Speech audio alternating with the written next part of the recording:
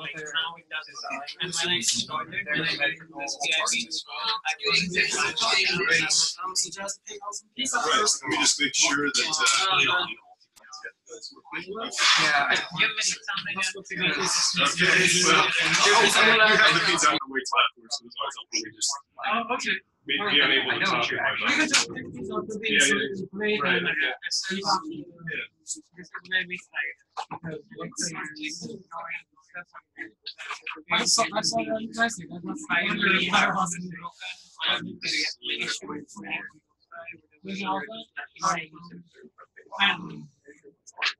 Can you define well that already exists? Yeah. Let's get rid of the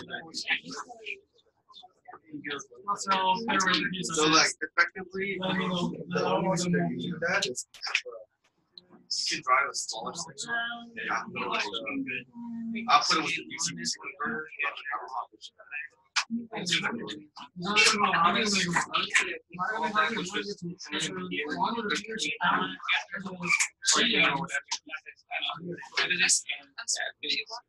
No, that's so like They're using DC they cannot create a file when they're not ready. So what I want is to actually drive. I don't know where this is. That's so weird. There's all the variables. Okay. It's like I think that is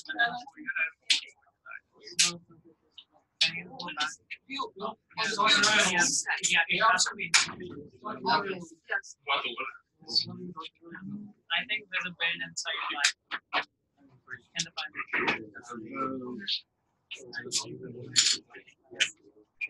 Oh, what's your name?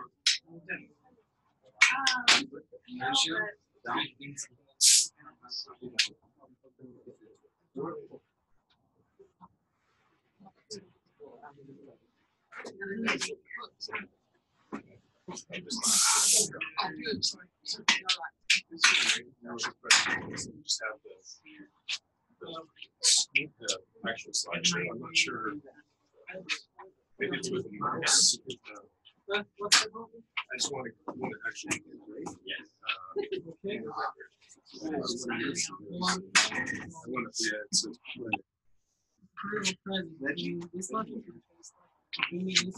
Yeah, so it just fills the screen with Yeah. yeah, there we go. Yeah, that's it. That's it. Great. There we go.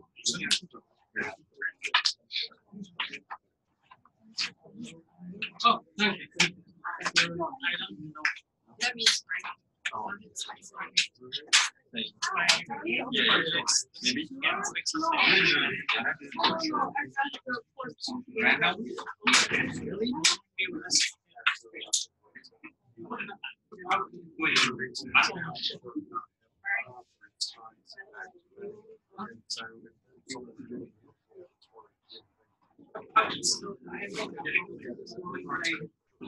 Maybe.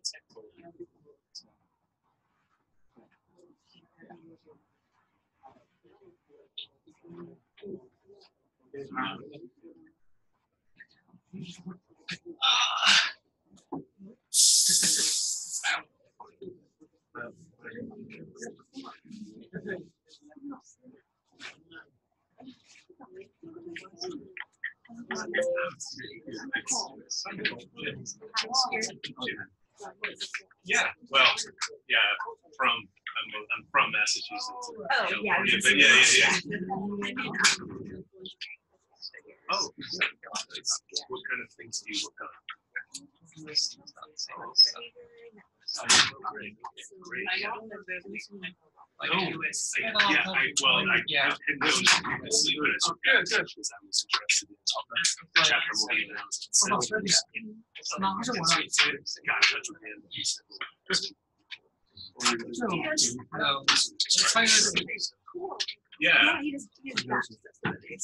yeah, that's what yeah, so I was interested in just the diverse one.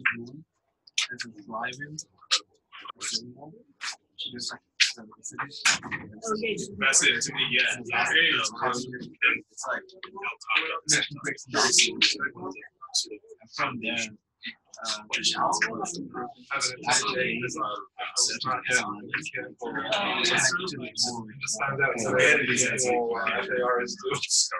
Oh, yeah.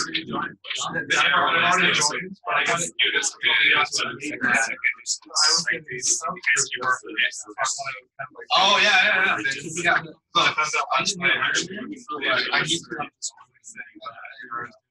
I'm gonna put all the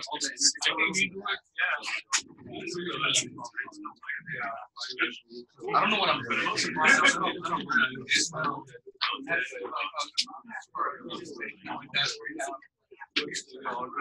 Yeah, like I don't know what my look at the person who knows work it. Yeah, someone visited there. Yeah, we visited there. So that's a cool chapter. Yeah, and I thought, if I actually did this, so good. I was working with the class. I like how you guys like stuff like this.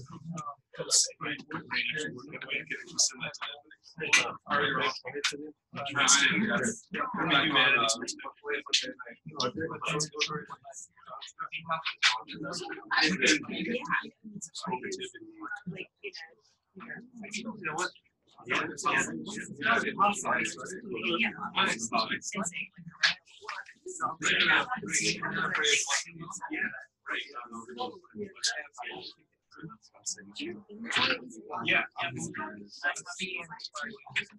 Well, I got my PhD at Davis in English, but in interdisciplinary program.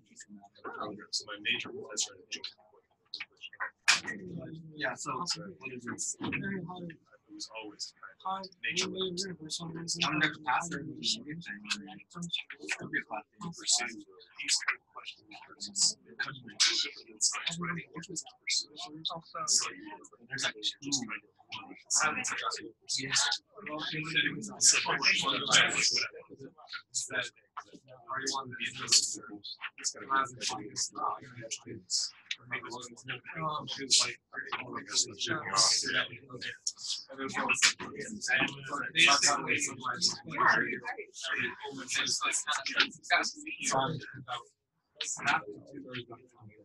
there's like what is it do hard typing but I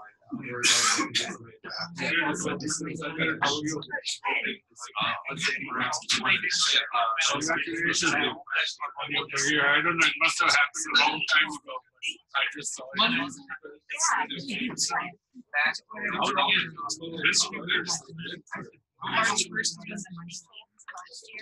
Last year. Are they supporting post later? That's the vision. I go here to start. Maybe there's another. I'll probably just spill it on my shirt. I know exactly.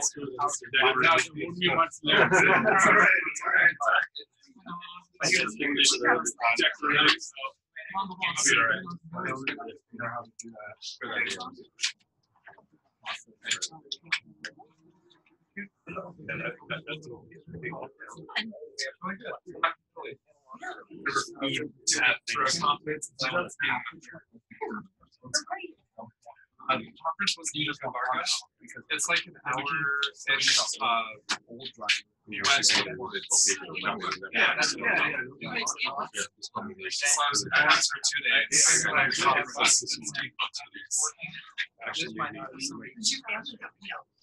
We thought about bringing that live, but maybe we were like, that's probably too complicated. Like our boys can do like 4 days, 15 hours with parents, just too easy. So we decided why not just time. But I mean, that's our eventual goal is biology. Yeah, that's kind of like my only time for the last 5 years. Oh yeah,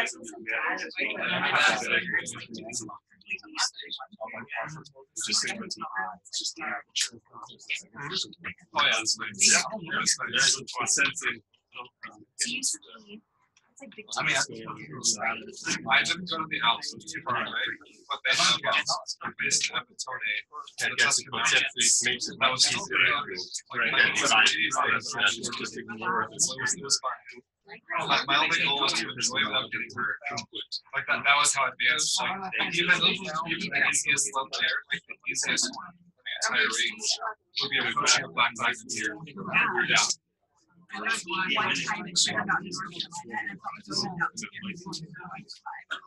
Some of those were Help calibrate about. Yeah. It's the kind of thing you have to start as a kid. I think it's about 30 people, so the time they change the throughout that life. Yeah.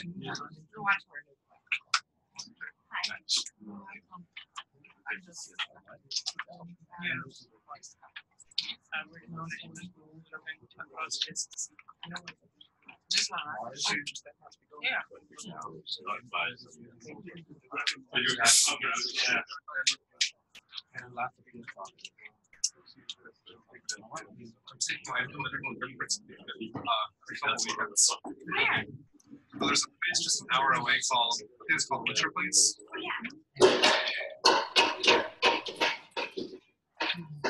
They have a ski school there for like kids to like learn for the first time. But parents aren't allowed to watch. There's like control studies, and the kids always learn better when the parents when they're So we always thought we have people from Northern Virginia. I believe it. Yeah. Actually, we have been also recorded. Is that okay? We like us to record it, or we usually do it, but and other people can later watch it if you don't have time.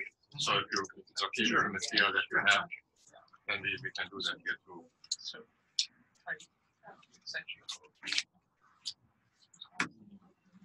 If I get this in this game, it's just my perfect excuse to be able to go again. When did you start skiing? Yeah, I grew up in New Hampshire. It was the only thing you could do. Okay, welcome everybody to the BIST seminar. Thank you for being so flexible to come on Friday. I hope there wasn't a large crowd of hungry people on Wednesday who didn't get the message and then had to somehow survive until Friday. So today it's a special honor to have Janine Benyus, who is an associate professor in the English department at the University of South Carolina. And he is working on a really exciting book project on biomimetics, bioinspiration, and he's here to tell us more about that, and I guess also have a bit of a discussion feedback from the book. So he's here to collect material for his books, right? So that's what it is. So welcome, Jim. Thank you.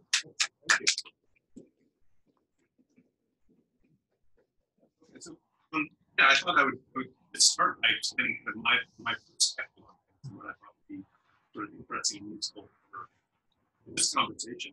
So I'm in the English department, and as I was mentioning earlier, I did my PhD in a program that had a kind of nature and culture emphasis. So my major professor enjoyed in English and ecology. So my kind of background is in trying to think about questions from a humanities perspective that also involve scientific questions potentially as well. So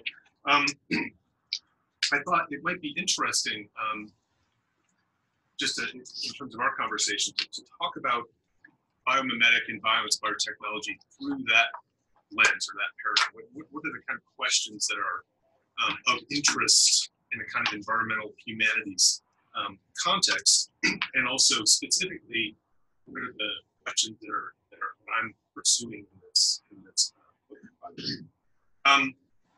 So my interest in this, what I'm trying to do in this book project for a kind of general audience is to think about the kind of questions that animate nature writing in particular. And that has a kind of touches on the humanities, the sciences, but often philosophy, but often with a kind of metaphysical bent. So in that sense, we're talking about questions of epistemology. How do we know or experience things?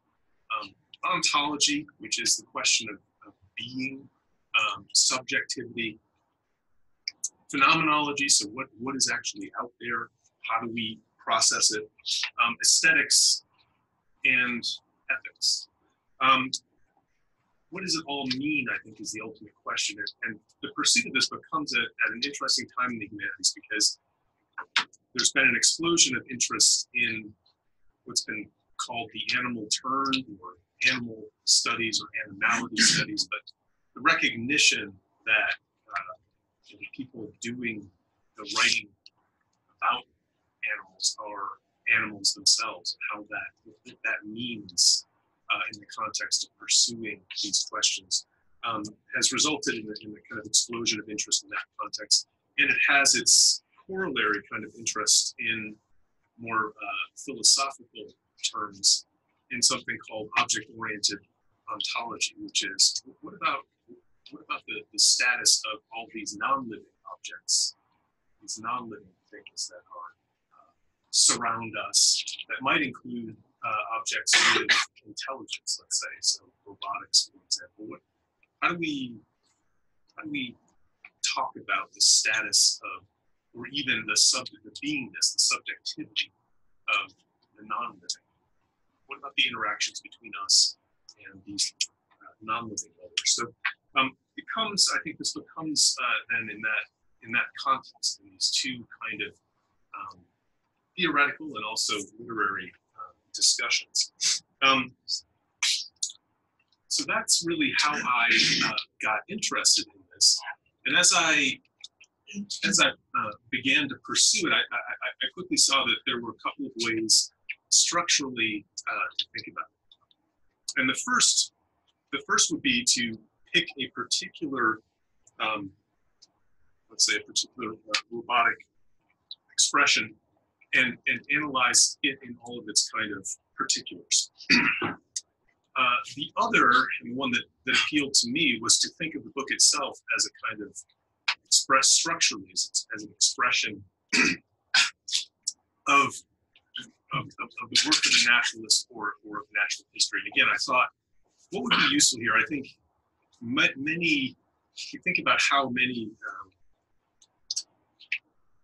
think of it structurally as a nature walk, how many of those kind of transpire, and this idea somewhat came to me with a colleague from the University of South Carolina who's known for leading group on nature walk for BIST, and was pretty concerned that we find objects in the landscape. He would take a short walk, he finds a sort of snake skin or whatever it is, and then that becomes the kind of moment for having a discussion about that particular creature, and then a bit further he'll find something else. And so I wanted to think of the book then as a kind of journey, as a kind of mimetic or metaphoric journey through this landscape of biologically inspired or biomimetic technology. So a conventional nature walk would be through the biotic landscape. But what about a walk that transpires in a kind of mimetic or technological landscape? So what that offers then is not you might think of it as different than a transect, let's say, which offers, which is in essence trying to narrow the focus down to one set of variables. What if with a degree of a sense of the landscape or biomimetic ecosystem, what kind of possibilities are actually out there? And so it did require me to divide, nevertheless, to divide up what are often convergent, but began to think of issues in terms of actuators, sensors, controllers, and beyond those kind of particulars, even though in general they're ultimately often combined in a kind of robotic application.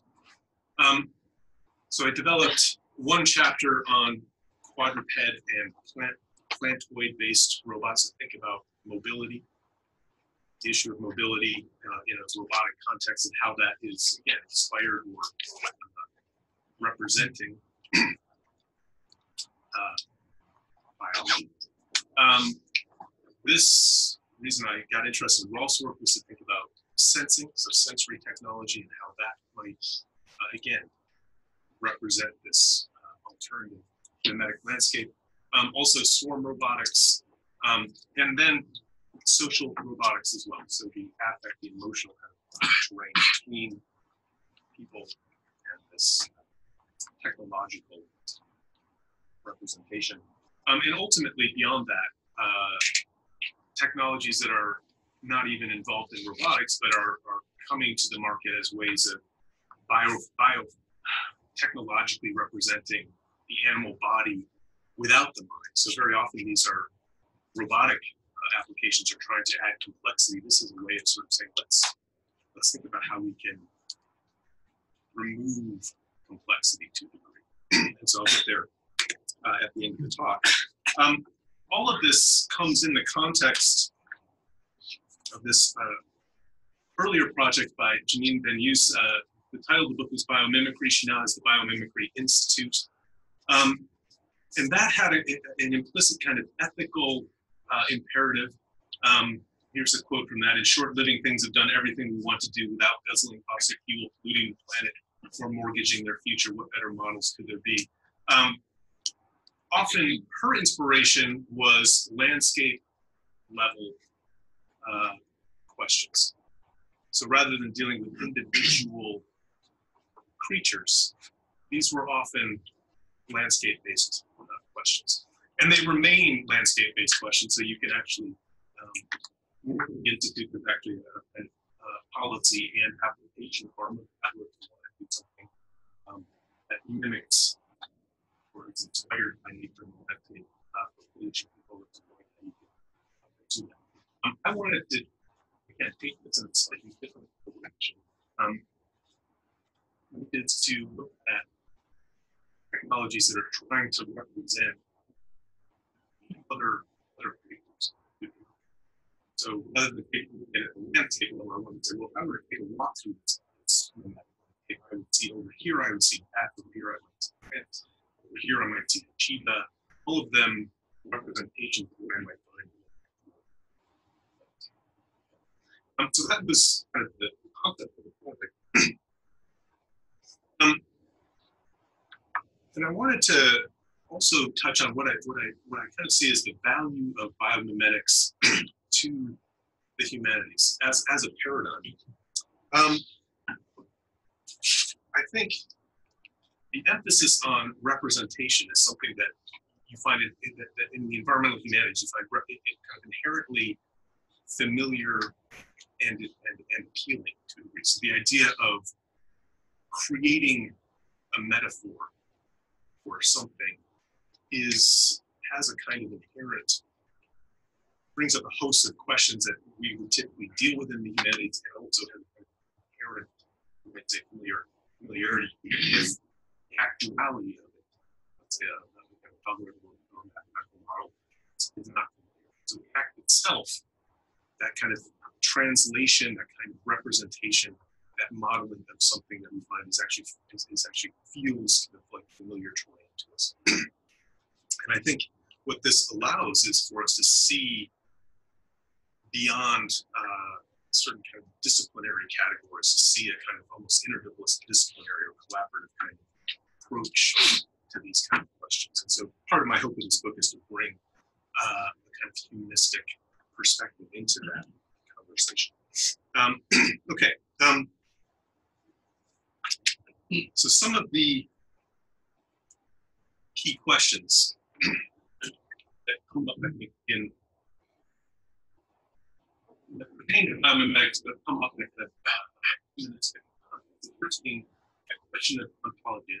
And as I was saying informally earlier, it's almost as you have to bring up this, I guess, foundational essay from the 70s, which the title of which is "What is it like to be a bat?" And that was part of the reason. That was sort of what took me on the trajectory of finding out about Rolf's research. What is it like to be a bat? What is it like to be a thing? Is a different version of that question.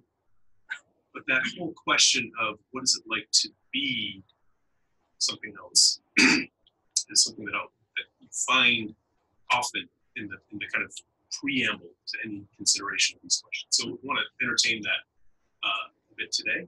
The second is this emphasis on face-to-face encounters between human and non-human other.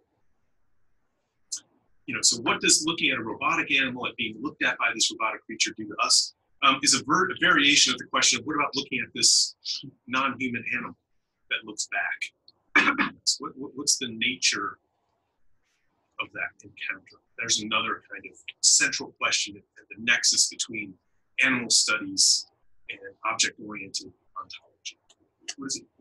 What about when you're confronted face-to-face with this field? And then the third, what kind of reactions or relationships result from these encounters? Those could be ethical, they could be metaphysical, right? What are the terms of engagement between these two entities? So those are the questions I think I want to pursue today. Here is a quote from that kind of Nagel piece that is referenced so often. It will not help to try to imagine that one has webbing on one's arms, which enables one to fly around at dusk and dawn, catching insects in one's mouth. That one has very poor vision and perceives the surrounding world by a system of reflected high-frequency sound signals, and that one spends the day hanging upside down by one's feet in an attic. Insofar as I can imagine this, which is not very far, tells me only what it would be like for me to behave as a bat behaves. But that is not the question. I want to know what it's like for a bat to be a bat. And crucially for me, having, again, thinking about this from the context of the actual natural world, you can see that this argument is being offered really as a kind of rhetorical device to sort of say, actually, there's not going to be any foundational scientific theory or law that can explain everything. There's going to ultimately be, consciousness is ultimately going to be this emergent property that can never be reduced to some kind of theoretical law. So there's something out there, and the consciousness of the bat, the subjectivity of the bat, is what ultimately is going to defy that kind of premise. From my perspective, what interests me, however, was to see that what you have is not only this sort of other species being used in this kind of rhetorical way, but also that it's a bat. And so in my immediate curiosity was, well, wait a minute,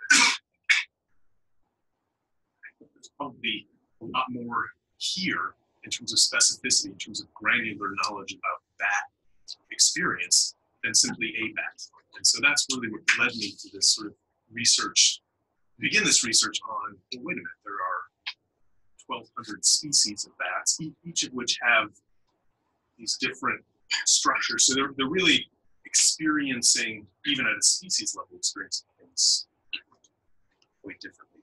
How does the sensing, in other words, this, I attended a class by Rolf earlier, and he sort of mentioned this as part of his lecture, but how does the sensing, the sensory apparatus actually, how much of we constitute as beings actually wrapped up in the sensing? So in other words, we sort of think of them as separate, but in fact, maybe they're related or merged somehow in the moment. So I think there are a number of questions that are brought up once you start to actually think of this from a kind of biological and biomimetic perspective. You kind of see, well, wait a minute, I have a whole other host of possibilities here. And for me, in pursuing this book, the way that I like to think of it is, well, maybe I can't imagine, maybe I can't know what it's like to be a bat, but from a biomimetic perspective, I can maybe gather quite a bit of information or knowledge about what it's like to be a bat. So creating a more granular metaphor is a possibility that I share as kind of nature of it, but also that is shared from a kind of biomimetic or bioinspired perspective. How much how much specific granular knowledge about the engineering, the apparatus of bats, or the behavior of bats can be construed to give me a sense of what it's like. Okay.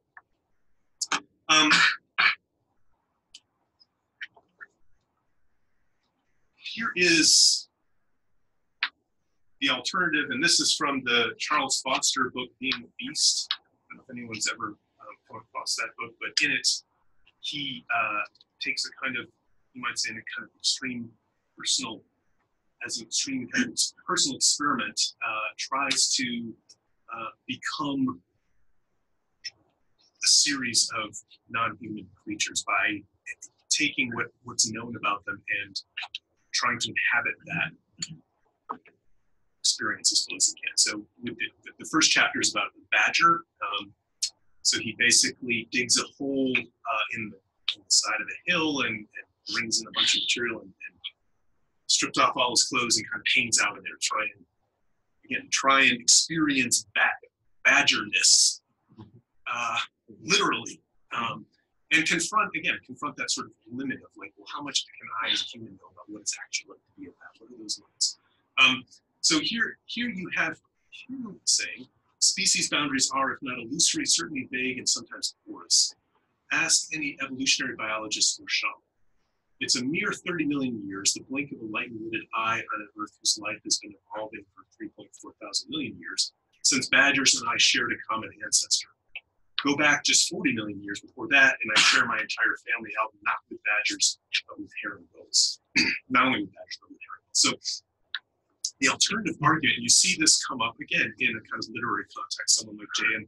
Coezea's novel, Elizabeth Costello, name checks Nagel's work, and the character sort of says, I can imagine myself into any creature's experience with whom I share the substrate of life. And you'll see that the substrate of life being invoked as, well, actually, we humans are not as far from these other species as we might think. And in the context of this book, Foster argues, if I'm looking at a badger that's sleeping and seeing it dreaming and seeing these kind of facial expressions on its face, I can infer, I can project based on my own kind of mammal experience that it is it's angry or it's having some kind of emotional experience that's analogous to my own. So that's the kind of alternative. We never know. And the other is what's been termed a kind of strategic, term for it is strategic anthropomorphism. So I don't know what I can project or infer strategically based on my own kind of human experience and our shared experience across species lines. Okay. Now, the question then that comes up then is, well, what about the non-living? What do we, once we begin to go down the road of, well, we can either strategically project or we can construe other species experiences in a kind of parallel structure to our own. What about the non-living? What do we do there? And this is from another seminal piece that I found interesting, particularly from a swarm robotics perspective, but doesn't come up so much in kind of humanistic conversations. This is from Elephants Don't Play Chess, Rodney Brooks. Problem-solving behavior, language, expert knowledge and application, and reason are all rather simple once the essence of being and reacting are available. That essence is the ability to move around in a dynamic environment, sensing the surroundings to a degree sufficient to achieve the necessary maintenance of life and reproduction. This part of intelligence, where evolution is concentrated in time, is much harder. This is the physically grounded part. The physical grounding hypothesis, again, is of interest to me. It's what we're really saying. Notice how I've already established that one of the fundamental questions in humanities is, in essence, the essence of being. Here, what's being argued is that the essence of being has to do with, or it is partly about moving in the world and also sensing the surroundings. So moving and sensing are kind of integral to being. And to me, that's an interesting way, again, of thinking about how this relates to that question, that ontological question of humans. So it's the humanistic question fracted through kind of robotics question. So you think about Squirt, for example, or these other primitive robots, but in actuality, what do we attempt to translate in terms of being might be that humanistic question.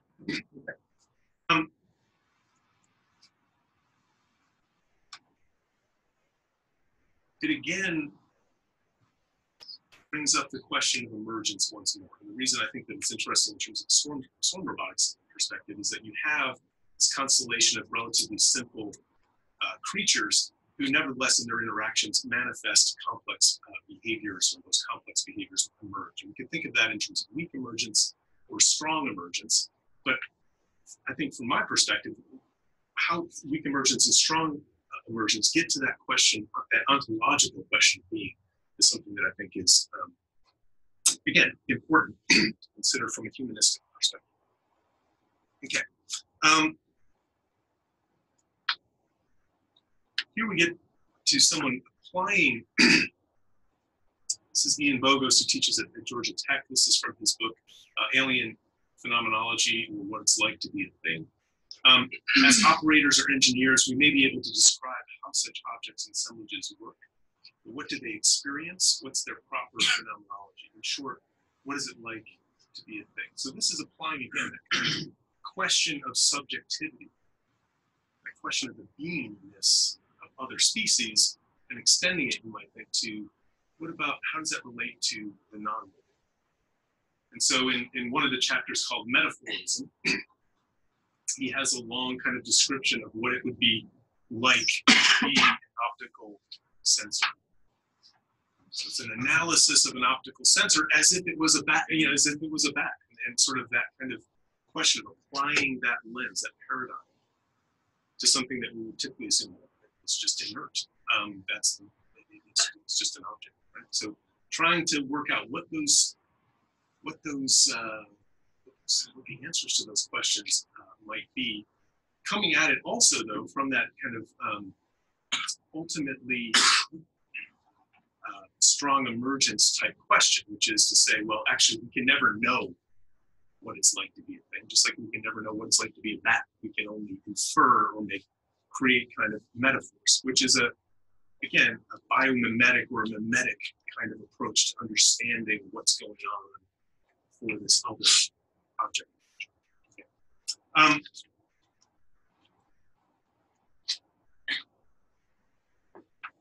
This comes from so to see this playing out in a kind of aesthetic context, I don't know if anyone's come across the work of Marshmallow Laserpiece, Live in an Ocean of Air.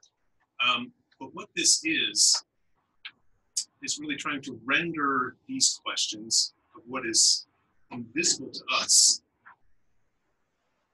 visible to our kind of sensory apparatus. So it's taking kind of scientific knowledge, granular scientific knowledge, and making it, transforming that into a kind of aesthetic experience for a human audience.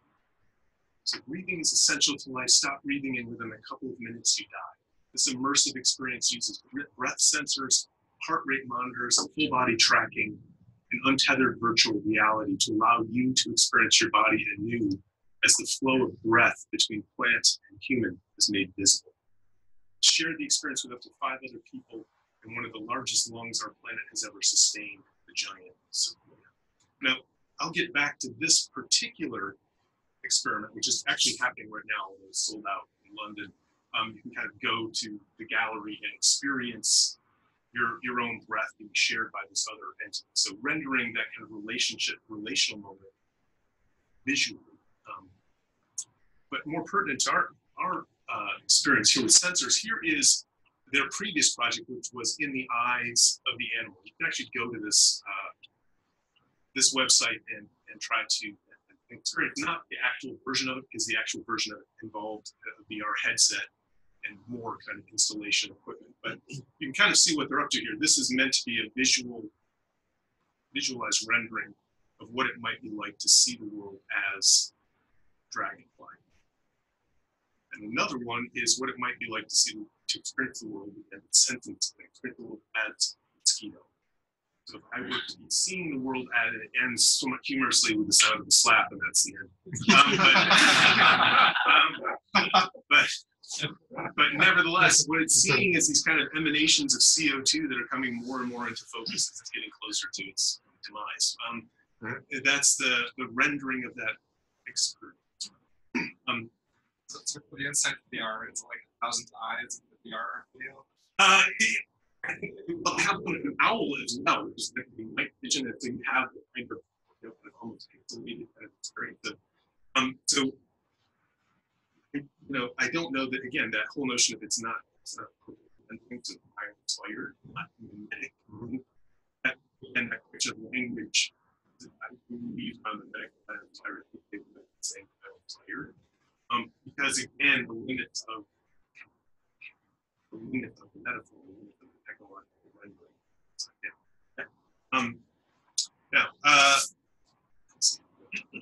So, yeah, so I encourage you to go and check this out. The other question is eye contact, and this is just from my own backyard, of a banana spider, but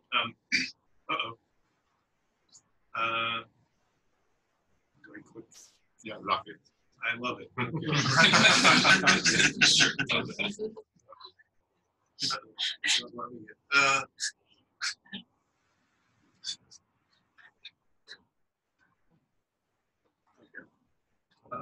No.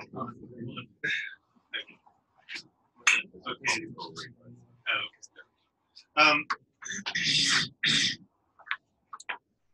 So the whole question of eye contact, it's a moment we encounter. It could be another species, could be a non-living robotic entity like Paro, the robotic seal that's constantly looking at you and searching for attention. Designed with this perhaps moment in mind, but this is it's common in nature writing to render that encounter between human sort of looking face to face with that moment. This comes from Alvin Leopold. You can also see that there's implicitly an ethical dimension to this. Here is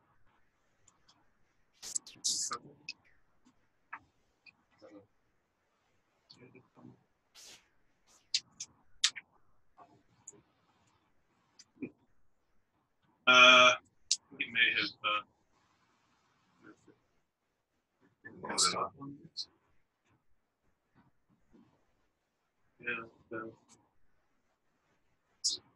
maybe we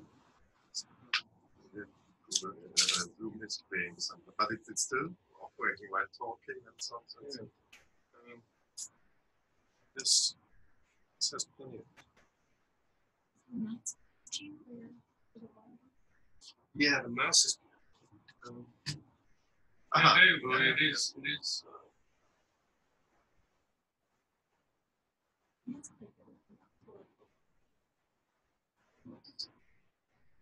Here we go. Okay.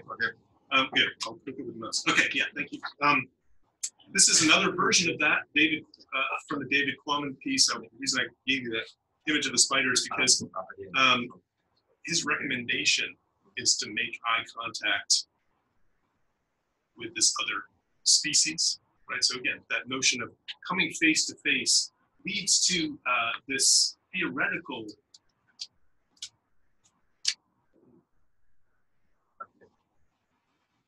You come face to face with your figure, you're confronted with several dimensions that come up both in animal studies and perhaps in technological conversations as well, which are the uncanny, the affective kind of relationship, and the abject. So these three different possibilities. You can think of this in terms of the, and these are my iPhone from our computer science department to sort of see how that would, they would react to this creature. I also, we trained to work with service animals. So I brought home a black lab that was going to be trained to work with people with disabilities. Again, compare the animal with its sort of technological alternative. A lot of interest in this comes from sort of philosophical / literary theoretical circles, but I often ask myself just to see who I am at the moment when caught naked and silenced by the gaze of an animal, for example, the eyes of a cat. I have trouble, yes, a bad time, overcoming my embarrassment. An animal looks at me. What should I think of this? An animal looks at me. So this is a kind of paradigmatic moment in the environmental humanities. The idea of the animal, the non-human animal looking at the human, and what transpires in that moment. Also think about that both in robotics. That comes up with something like Paro or Hypo. One way that I've begun to think about it is in terms of, and this comes from Donna Haraway, who most famously was responsible for writing the Cyborg Manifesto. But here she is describing Charis Thompson's ontological choreography. The scripting of the dance of being is more than a metaphor. Bodies, human and non-human, are taken apart and put together in processes that make subcertainty in either humanist or organicist ideology bad guides to ethics and politics, much less to personal experience. So what she's really talking about is in that moment of face-to-face encounter, what emerges is this kind of relationships. They could be affective bonds, so emotional bonds. It could be the abject as well, which is that kind of horror of seeing yourself transmuted somehow in the other in ways that are either uncanny, so uncomfortable, or sort of horrifying. But nevertheless, there are these processes of relating that render these kind of ethical moments that happen in that moment between, let's say, Paro and the human subject. And I think, again, in a kind of social robotics context, I think this is an interesting comment, an interesting concept, because it gets to that notion of performativity. What is the robot performing? What is it projecting back to us in terms of behaviors that we might want, that we might expect or want, and where is it offering kind of experiences that we're sort of thinking, well, wait a minute, that's not a baby seal or a dog or any animal that I know. It's something else, and that makes me nervous or anxious. So that whole notion of what's being performed in that moment, how we sort of relate back, I think is an interesting concept. And I want to make sure we leave time for some questions here. Here we see one of the seminal literary texts. I was going to go into that a little bit. The Island of Dr. Moreau, again, comes up frequently in these conversations in terms of technology, treatment of animals, the abject, and the uncanny. This is sort of the final chapter in the book. This is where I went to, the robotics context. But what if I were to think almost the antithesis of Paro would be an animal that has no mind at all? And so this is from Impossible Foods in San Francisco. They've developed a sort of analog of animal blood. You can already get this burger, the Impossible Burger, at various outlets. But this is actually a product, bioengineered soybean product from the roots of soybeans. It's been generated generated in large quantities and then extracted to be added to various vegan substances to mimic the experience of consuming of the animal body. So you don't have the question of animal mind, of consciousness. You've kind of moved that off stage. You literally just have the animal body. And when I visited, of course, one of the other writers sort of said, well, can we taste? And the person leading the demo said, sure, you can taste it. So we tasted, we drank the blood of the soybean kind of concoction. But I have to say that even though I knew it was not animal blood, at the same time I had all these kind of visceral feelings of like, this is really bringing up a lot of weird dynamic, emotional, kind of affective questions, because I keep assuming that it's an animal, because it mimics the animal, right? So I think there are a number of kind of questions here as we get to that kind of affected, that relational moment with what's kind of being projected and performed back to us. It's a kind of performance of heat. It's in fact the one who was doing the demo said, but it's his heat. He also said, on a biochemical level, it's insane. It's literally, it's not inspired, it's mimetic. Right?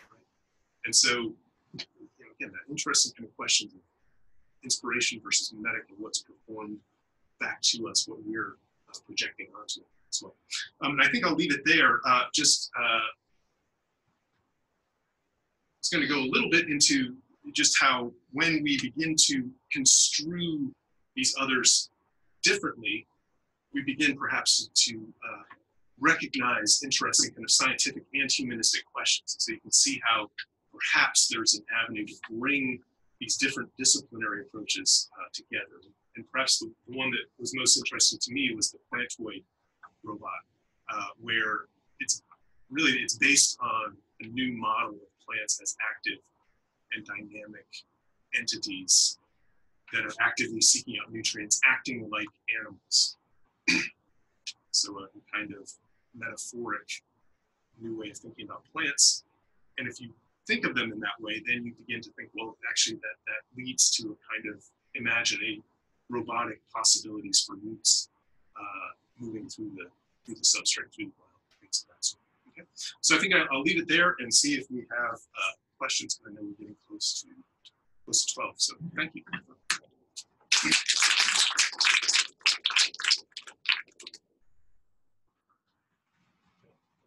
very much. We have time for discussion. Sit here. Or yes. So thank you for the very interesting talk. Yes. Have you and Rolf been talking at all about how can I was thinking more like philosophically about what it would actually be like is, animals and robots to be like that? Can that now come back and inform how we approach our bio-inspired research in terms of the questions we ask or how we do the research? Yeah, I mean, I would hope so. I mean, I don't think we've necessarily gotten that far yet. So, I mean, we're really talking about just the last few years that this sort of object-oriented ontology and the animal term and whatever has happened. But I think that would be my hope. When we think about, particularly when we think about something like Haro or a symbiotic technology, where it's meant the human and the robotic device are meant to operate in concert somehow. I think that's when a lot of this analysis might be of particular interest. What are we, what is it? I had a moment where I was at a senior center that was using Haro as a kind of comforting device for patients with dementia. We were bringing it around the facility. It was a daycare center. And at one point, my phone began to kind of vibrate in my pocket, and I realized, well, wait a minute, I have my kind of device that I'm carrying that has a lot of these same capabilities, but it doesn't. I haven't construed it as a kind of comfort animal. I've just construed it as a kind of diversion to a degree, just seeing what's on Facebook or whatever, taking a call or whatever, checking my email. But in fact, it has that possibility built into it. So how do we recognize what's happening? Thank you.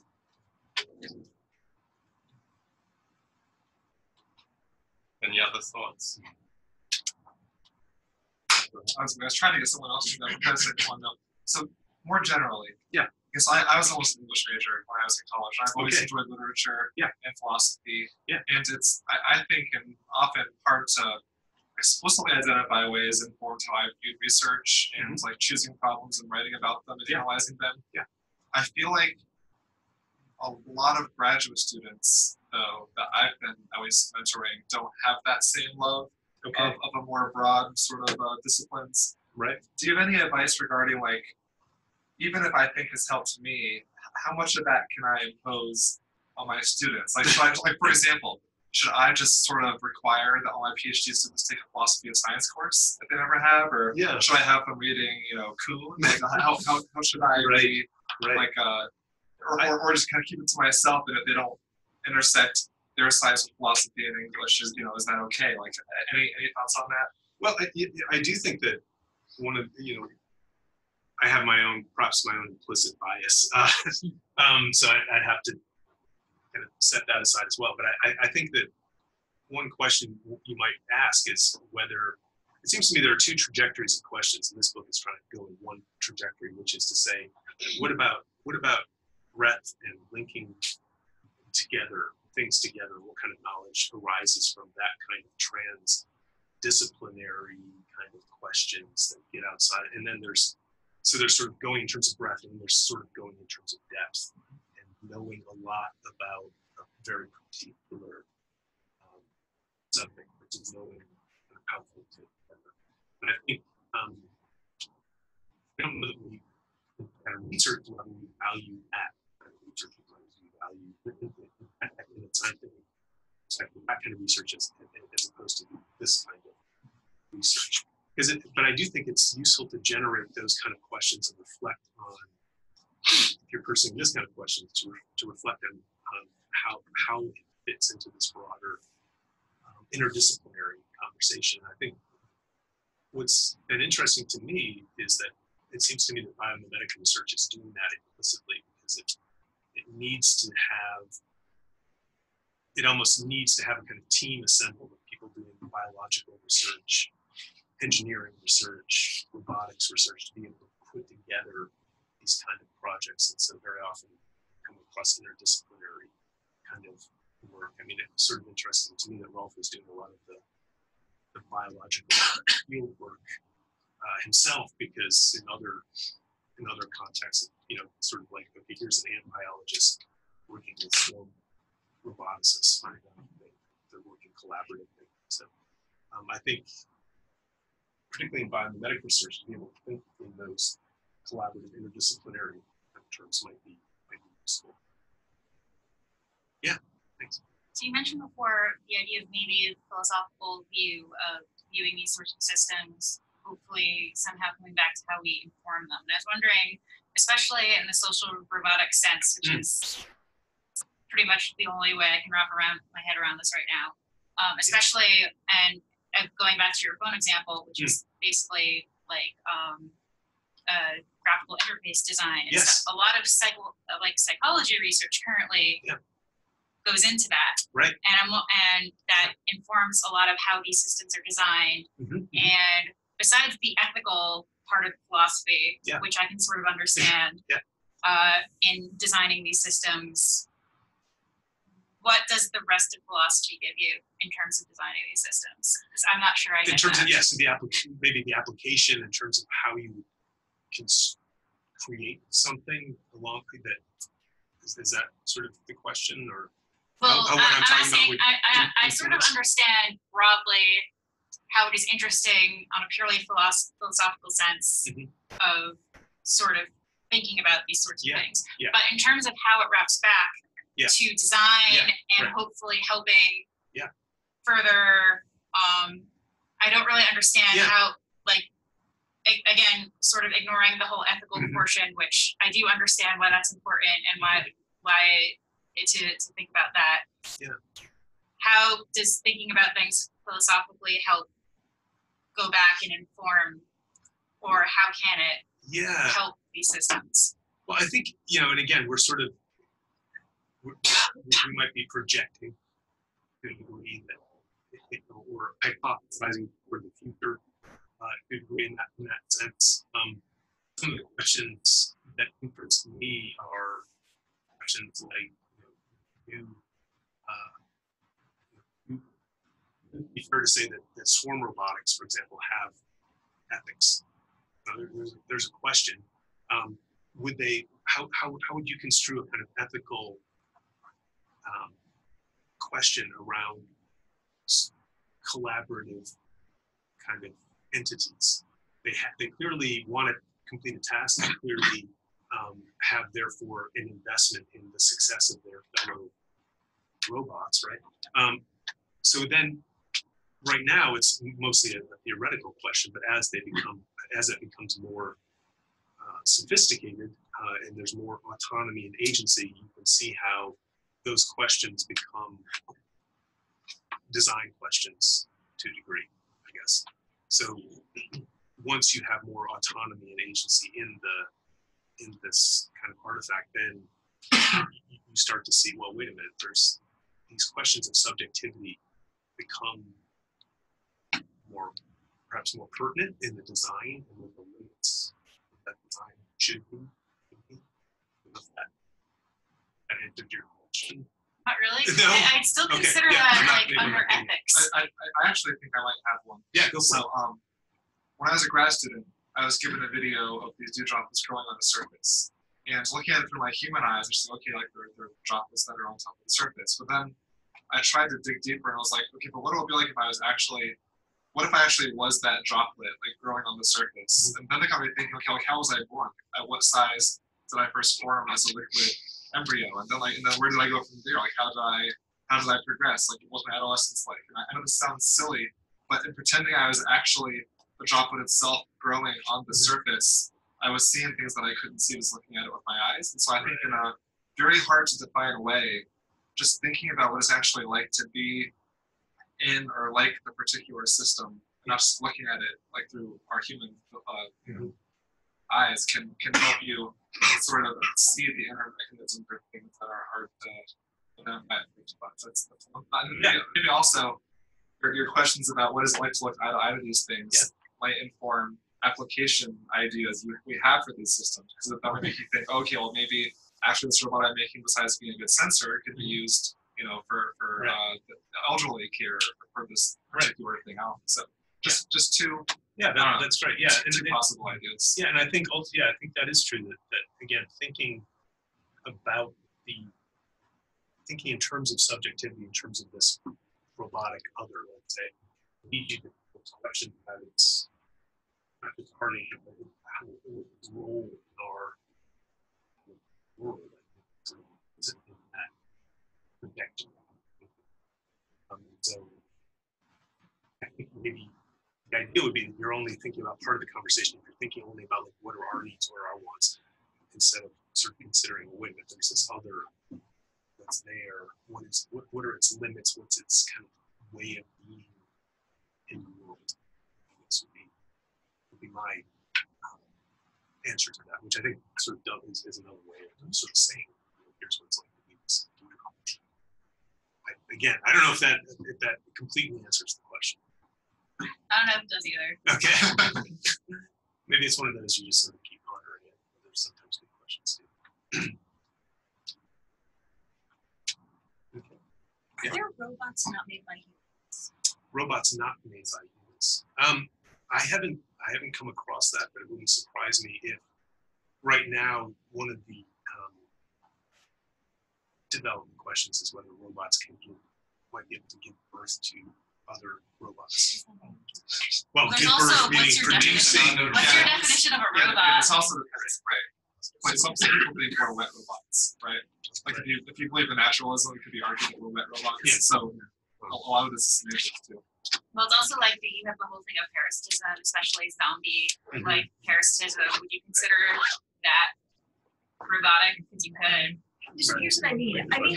So there's always a reflection of like the maker and the thing that it makes. And so even when you said like looking eye to eye with something, we're highly visual. Yeah. So that's meaningful for us, but maybe not meaningful for a robot that doesn't have like an optical sensor or a light sensor. Right. And so the idea, it seems like all robots are somehow performing for us because we make them to do it. So is there a robot that is divorced from us? Is there a robot that's made by another robot? I think there are, well, theoretically at least, there are people who are entertaining the question of robots replicating themselves and making, the term that I've heard used is giving birth to other robots, but making other iterations of themselves using 3D technology. So it's conceptually, I think, is there. The question, though, is whether or not, again, this gets back to that whole question of swarm ethics. Would the swarm members construe this as a useful possibility to make more, to generate more of themselves independent of the person controlling the human, sort of saying, go make more, right? So it might be a useful possibility to do that in a swarm context. I'm not sure I haven't come across it actually literally playing out that way. Yeah. Right. Okay. Yeah. Oh, go ahead. Yeah, so I thought that was interesting how you talked about the ontology, and in the beginning when you had the dog, the robotic dog's quite different than the actual dog. Yeah, you can really mistake that, but then for something like the heme, you're almost converging on the like the synthetic is almost gotten right to the natural. Yes. And this you get some sort of regulatory questions like, can these products be labeled meat, where like all molecules are sort of a one-to-one match, but it's very come from something. So it's like, it's very mimetic, but it's not, it doesn't have that essence. So I guess like raises the question, like, as the technology gets closer to the natural, is it converging on that same thing, or is there stepwise difference? Yeah, and I think that to me is the fundamental question of the book. That progression, is there a kind of progression from inspiration to mimesis to literal reproduction? You know, for me, it felt. I mean, and this issue is in the news. In fact, Impossible Foods is doing research to right now to gain FDA approval of this bioengineered product, because they've basically taken the genes from the soybeans and put them into a kind of not a fungus, but that kind of organism, and that's what's producing this legume in large quantities. So, and the whole notion of this is a metaphor, and yet as it gets more granular, as it gets more a better and better metaphor, actual, it reaches that point where we ourselves are sort of, it reaches that kind of tipping point between the kind of uncanny and the literal, where it's sort of like, you know, I had that kind of uncanny experience of like, I'm drinking animal blood. No, I'm not. I'm telling myself I'm not, but it nevertheless seems as if I am, because I have that knowledge. Whereas if I just, if it literally was just a burger, right, I might feel differently about that. But I might also expect it to be treated like a burger, right? So all this sort of, and I think that's part of the issue around it being having a kind of bioengineering pedigree. It's not coming from how it's coming from this other process as well. That tells us about it, sort of have a page of it, but it's not literally the same. In fact, I would say a lot of farmers would say it doesn't come from a cow, and it's not beef. And just presenting that the cost of food is like, you don't need a cow to make beef. We're making beef on a chemical level.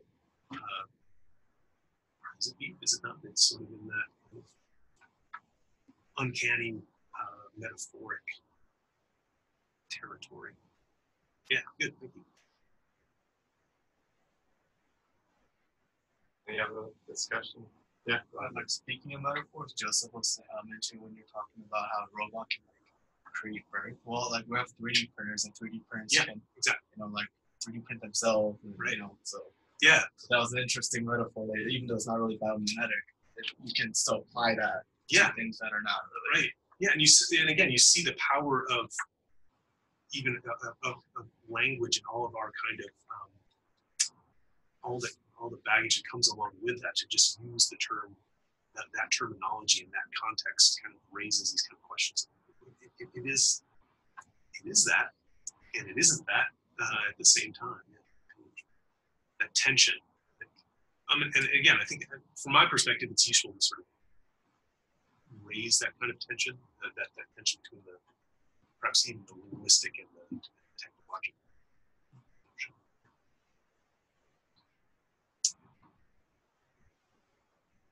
If there are no more questions or comments, and thank you very much once again. Okay, well, thank you.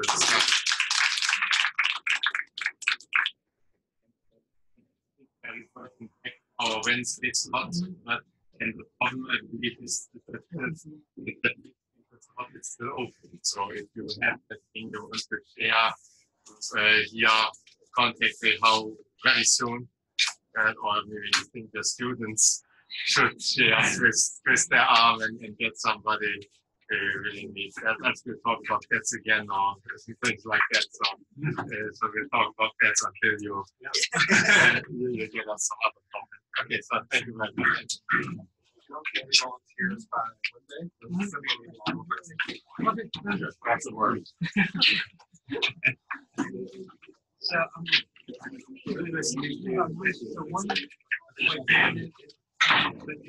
yeah. So my grad student was probably our best. Yeah. Understanding how this works. Yeah. whenever he's giving a talk, he always kind of does this ontological. Strategic. Yes, he does that. And at first he's kind of laughed at, but at the time, it's just like a running gag. He always pretends he's the thing. So you're talking, it's like weird. I think I'm watching that myself to like realize the problem. I do now believe that actually pretending you're in that system, now just makes you see things more methodically in a way that it's not the video itself, because your eyes and again, it's interesting to get into it. Just think there's just so much. Humanities. What if it's not about also coming across also vice versa. I would say 6 points of education studies. We can just not journal article, there's some subtitles. They don't period. Yes, they get a PhD, right? But there's often